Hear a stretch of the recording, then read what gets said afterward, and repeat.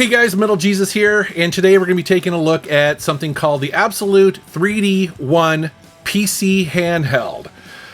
This thing is pretty crazy. I get a lot of opportunities to review stuff, and very rarely does an email come in where I stop what I'm doing and I go, wait, it does what? Well, I did that with this because I was like, this is something you don't see every day. Like I said, this is called the Abxylute 3D1, and according to their marketing, it is the world's first PC handheld that will run AAA games in native glass-free 3D. You don't need glasses to see any of the 3D on this device. And they admit that they were inspired by the Nintendo 3DS, but again, they wanted to bring that technology to the PC handheld gaming market. They also admit that this is pretty incredibly difficult to do because they don't just support games that have a 3D option built in. Nope. Any PC game, any video or picture can potentially be viewed in 3D on this device. And the crazy thing is, it actually works. But as you can imagine, there could be some performance issues and a couple other caveats. I've had this thing for several weeks now, and I've thrown a bunch of content at it, and it comes down to basically three negatives here. There's the performance of this device under certain circumstances. Some things it runs extremely well, and other things it definitely kind of struggles. There's also an issue with battery life because it is doing so much, and there is the price. We're going to get to all three of these here because my goal with this video is to figure out who the heck this thing is for. You guys also probably noticed that this thing is huge, and as you'll see as we go along in this video, well, there is a good reason why this thing is so big. But let's go ahead and jump to the chase and get into what this thing actually does. The first thing to know about this is that on the top there is a 2D 3D mode switch, and anything running in full screen, if you push that, it'll convert from 2D to 3D instantaneously, and it does it using AI. It's wild because it works shockingly well. And again, we're not talking about things that were programmed to be in 3D. It can be anything that is running in full screen. It can be new games, old games, it can be movies, it can be pictures, it doesn't matter. Now check this out. It has these small cameras that are built into the top of the device, and they track your eye and focus in real time, meaning that depending on how you're holding this or if you're moving or tilting your head, the device will automatically reposition the 3D for your eyes to make sure that everything is in focus. And I gotta be honest with you, it works extremely well. If I remember right, the 3DS also had something similar to this. And it's important because, again, you know, it's a handheld, you're moving around, you want the 3D to not go out of focus. And for the most part, yeah, it just works. And it'll give you real-time feedback. So if the dot is green, that means it's tracking your eyes and they're good, but it'll turn orange if you are too close or too far away. So you can always know exactly what you're supposed to do to get the best performance. But let's go ahead and jump into the hardware specs of this, and then I want to also show you a bunch of games also running on it, and I'm going to get some feedback from some friends of mine that also check this thing out, give you their impressions as well. And like I mentioned previously, it's big. It's really big. And to call it a handheld is kind of a stretch because really it feels more like a large tablet computer or even a laptop. It's huge. I have notoriously small hands. We're about a kid-sized glove. This thing is massive. It's bigger than a Steam Deck. Not too much heavier than one, but like the grips on it are, they're too big for me personally. This isn't something that I would want to play for very long with the controllers in particular. And I think my wrists would just get fatigued. I'd probably put the kickstand on and use a controller personally. In fact, the controllers pop off and there's an optional keyboard that really turns this into a standalone computer if you want to use it that way. Here it is compared to the Steam Deck, which most people consider this to already be a pretty big handheld. So as you can see, yeah, it's bigger than the Steam Deck, and here it is next to the Switch 2, also another large handheld, but not as large as this one. And then for funsies, here it is next to the 3DS, which this thing is very capable of emulating, and I'm going to show that here in a bit. So what is this thing rocking? Well, it has an Intel Core Ultra 7 processor, and it has 8 cores up to 4.8 gigahertz. So there's a lot of horsepower under the hood here. It's got 32 gigabytes of RAM, so again, no slouch there. It comes with a 1 terabyte SSD, so lots of rooms to install your games and your apps. But if you need more, there is a micro SD card slot too. Now, what's interesting is that this is a fairly complex screen, so I'm just going to take it straight off of their marketing page, but basically they say it has a liquid lens 3D panel that has an electronic parallax barrier that is pretty new and advanced. It's so advanced actually that their yields for getting a perfect one manufactured is fairly low. So, as you might expect, that also makes this kind of expensive. The display runs at 1560 by 1600 resolution, and here's the thing, it has to run at that resolution for the 3D effect to work correctly. Now let's talk about that battery. So they have this rated at a 50 watt-hour battery. And I will tell you, after several weeks of using this thing, that is not nearly enough if you want to run this thing at full power, which you're going to need to if you want to run newer games in 3D. To give you a comparison, the Steam Deck OLED model has also a 50 watt-hour battery, but a much smaller screen and also less performance. So just be aware that when I was using this thing, I would get maybe an hour in high performance mode. In balance mode, when I was watching a 3D movie, I would get maybe hour and a half to 2 hours, but it's not great. This also has built-in support for Wi-Fi 6E as well as Bluetooth 5.3, and as you see here, it's running Windows 11. If you're curious about the measured performance of this, I did run 2 3D Mark benchmark tools on it, the first one being TimeSpy, and it got a respectable score of 4,231. I also ran their Steel Nomad Lite benchmark on that, which they use to test lightweight PCs, which this is probably considered to be one, and it also got another respectable score. So, again, there's a lot of horsepower in this thing because it's trying to do an awful lot. Because if you think about it, it has to create 2 different images, one for each eye, right? So it's not just trying to run a game as normal. It kind of has to run and create 2 versions of it that are slightly different from each other for each eye. So again, very difficult to do. Now let's quickly walk around the device. So on the top, you have a micro SD card slot. You also have a 3.5 millimeter headphone jack, a Thunderbolt 4 port, as well as a regular USB-A port, and then you also next to that have another USB-C port. This means you can easily attach an external hard drive or even a second monitor if you wish. This is actually how I was able to directly video capture from this device for this video.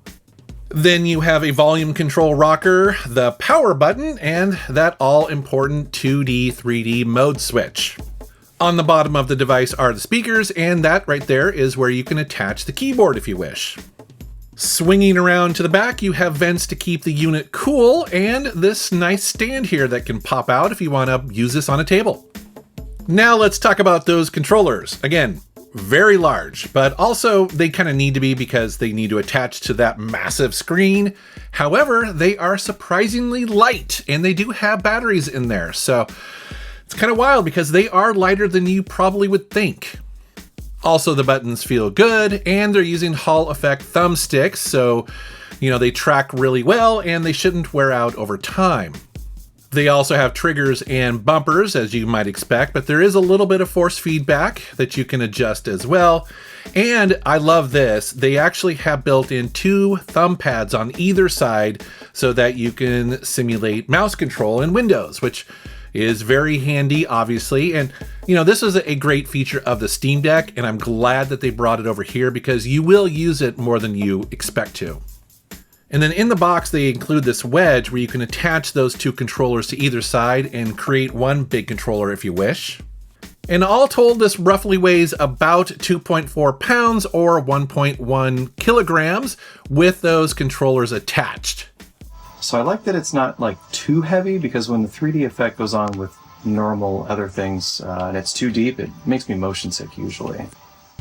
Now let's go ahead and jump into the software and let's test some stuff, because this is where things get pretty wild. So it comes with their own 3D Zone launcher. So this is their launcher, and it automatically looks at your locally installed Steam games, Origin games, GOG games, and it populates them here. In here, they have something called a 3D Mod Manager, and essentially this checks every 24 hours for mods and patches for the games it detects. And essentially what you want to do is you would want to come in here and launch your game from here, because it will automatically apply the best settings for that game for 3D support if it has one. On their site, they have a list of about 50 modern PC games that should work, with no problems and configuration on your part. However, my Steam PC game collection isn't that big, or actually, I just don't have that many brand new titles in there. And so I actually had a hard time kind of confirming this. Although, again, you're going to see here as we start running stuff, I also have kind of a hard time believing that every game listed would just run amazing on this. As you're going to see, there's some compromises. Starting with Shadow of the Tomb Raider. Now, this game supports stereoscopic 3D in the display settings within the game. You just go in there, they've built it in automatically, and you turn it on, and it looks fantastic. But, as you see, it comes at a cost of performance.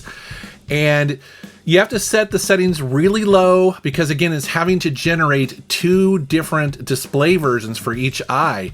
And honestly, it's playable, but it's not great, which is such a bummer, again, because this game has it built in, and technically it looks amazing. It's super clear, there's lots of depth there, it just looks incredible. But yeah, it just does not run that great, which sucks, because if you turn the 3D off and you just go back to a normal 2D, wow, it runs amazing on this. Which is similar to also Cyberpunk 2077. Out of the box in 2D mode, like the regular mode without any 3D, this runs incredibly well on here. But in order to get 3D in here, you have to go and install a third-party app called reshade.me, and then that will give you the option to do side-by-side stereoscopic video in this game. And even tweaking, performance and the graphics, and even setting everything to low, the game is just barely playable. There's too much going on here. Again, it looks so cool. It's such a neat proof of concept, but it almost needs double the processing power. But that's not the case with every game. So I jumped into Horizon Chase Turbo, which is an old school arcade racing style game.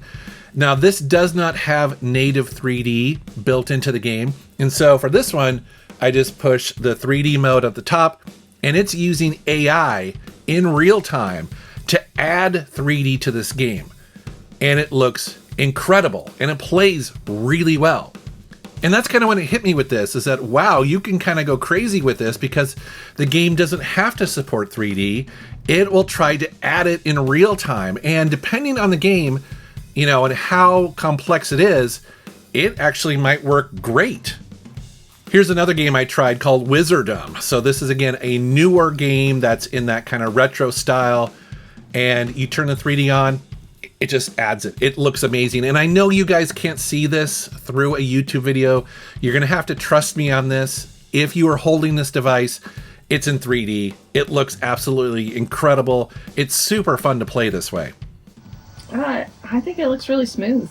Like, especially where it's not already built in, that it's just doing this live. Like, it looks really nice. I also jumped into Uncharted 4, which, according to the 3D Mod Manager, is a game that doesn't require any special settings. It doesn't require any mods to be installed. So when I launched the game, the first thing you notice is that it runs great in 2D. I mean, it runs flawlessly, actually. But then you hit the 3D button, and while the game looks amazing in 3D, it doesn't run very well at all. No, it doesn't really render too quick. It makes you a bit dizzy. And it's way slower. I would consider this barely playable. It's gotta be like 15 frames a second or something. It's pretty rough, which is so disappointing because it looks great. I mean, there's so much potential here. This is so cool. It's just that the performance isn't quite there with a game this new and this complex. Okay, so that's modern PC games, but I know what you guys are thinking. I was thinking it too. How is it going to run 3DS games? Well, I got to tell you, it's amazing. And I wish you guys could see this in person because a YouTube video just does not do it justice, but here is Shovel Knight, and it looks and plays exactly like it did on the 3DS. But as you see here, the screen is so much bigger, which is so nice. The 3D feels really good. It gives it like a whole layer of depth that these 2D platformers are obviously just missing. Here's Andro Dunos 2, which is a old school shooter. And again, it has a kind of depth to it that you typically don't see on the 3DS. And so I was curious how it was going to handle this. And there is just that depth. I mean, it just captures it really well. Moving on to Nano Assault, which is definitely a little bit more traditional 3D shooter here. And again, yeah, it's so cool to be able to play this on a larger screen. Jumping into Resident Evil Revelations, and yeah, so this is again a full 3D game.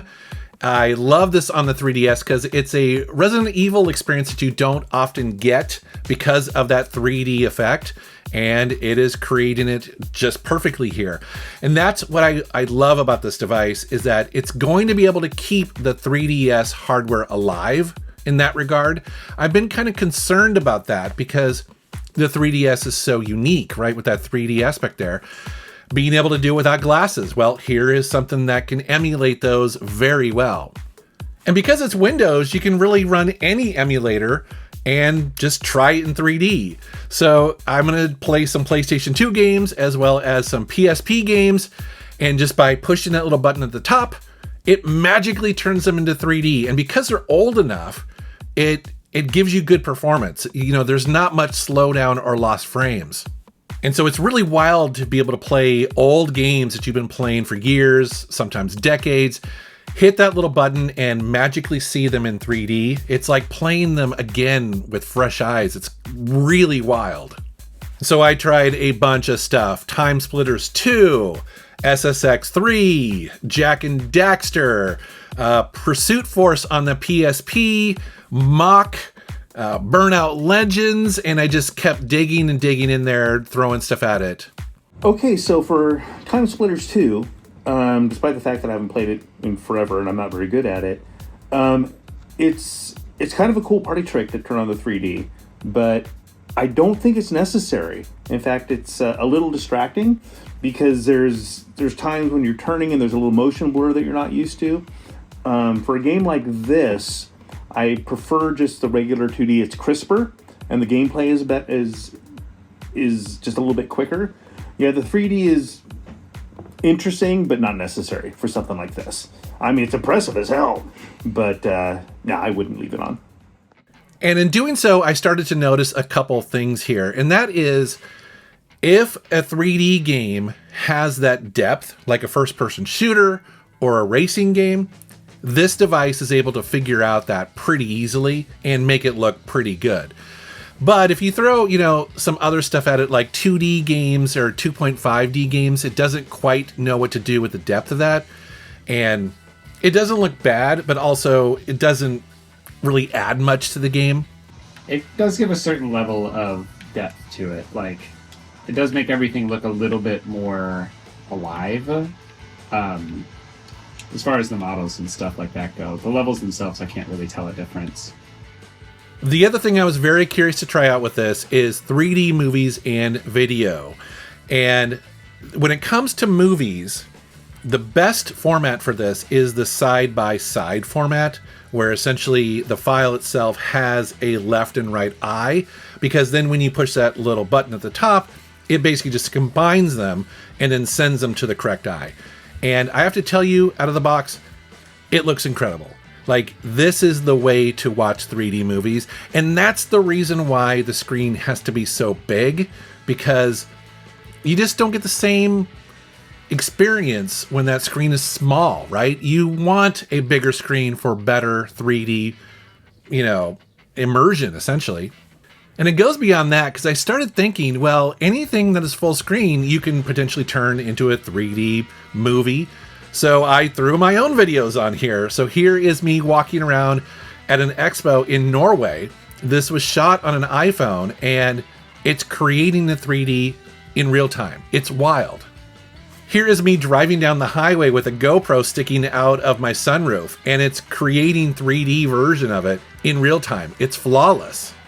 Here's me shooting video of one of the fairies on my iPhone. Well, I'm checking out this amazing witchcraft technology, watching a YouTube video in 3D that isn't supposed to be in 3D.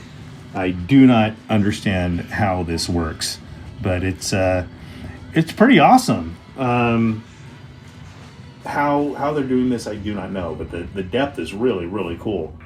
As you guys can see, I'm kind of blown away by this thing. It surprised me quite a bit how it was able to do a lot of this in just real time. I was not expecting that at all, but you're probably wondering what this thing costs. Well, they are currently running an early bird deal for early adopters. So this is going to retail for $1,800, so $1,800. But during this crowdfunding phase, you can get it for $1,500. So, ouch, not cheap. It's cool, but it's expensive. It's a lot. 1,800 is a lot. For comparison, you could get the cheapest Steam Deck for currently around $400, but it's often even cheaper than that when it's on sale. The Switch 2 is $450. A PlayStation 5 starts at around $400. So you could literally buy all three of those for the price of this. So that begs the question, who is this for? Well, not many people, right? You have to really be into 3D gaming and movies. And honestly, it doesn't really do 3D of modern brand new titles that well, as far as I've seen and tested on, with my games. That said, actually, it does it pretty well on older games. And the 3DS emulation is incredible. Also, watching 3D movies on this is amazing. I watched all of Ready Player One on this, and it blew my mind. You don't need a VR headset. You don't need special glasses. It just works. And I didn't really cover it that deeply here, but as a 2D gaming device, right? If you never use the 3D option on here, yeah, it's really good, actually. It's pretty powerful. But then why wouldn't you just buy a Steam Deck or the ROG, Ally X, right? Which would be cheaper. So you have to really care about the 3D aspect of this and play around with that. That's kind of who would be interested in this. Maybe it'd be the person who already has those other devices, or maybe you're a developer, or maybe a film buff and you want to be able to shoot your own 3D movies, or have wedding video converted over and show your family, stuff like that. Or it's just kind of a really neat and weird proof of concept. Will I use it that much? Again, probably just for 3DS emulation and also 3D movies. That's kind of where I see myself mostly messing with this. But if you guys are interested in learning more about it, I'm going to put a link down in the video description below. And as always, guys, I want to thank you for watching my channel. Thank you for subscribing, and take care.